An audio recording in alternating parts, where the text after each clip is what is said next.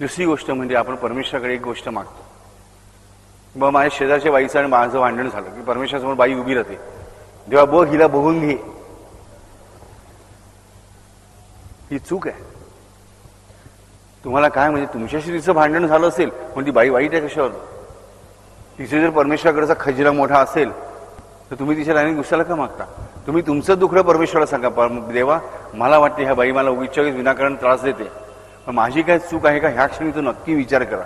त्या बाईशी भांडणाला पाहिजे कबूल करू नका की माझी चूक झाली म्हणून, पण देवासमोर उभं राहताना मात्र कबूल करा की देवा खरं म्हणजे पहिली चूक माझी आहे. मग त्या बाईने माझ्याशी भांडण उकरून काढलं.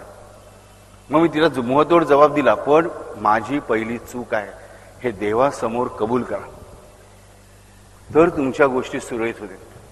कारण ह्यामध्ये तुम्ही अशुद्धी पैदा करत असता आपापल्या जीवनामध्ये, ही अशुद्धी निर्माण करण्याचं थांबवा. हा जो द्विविध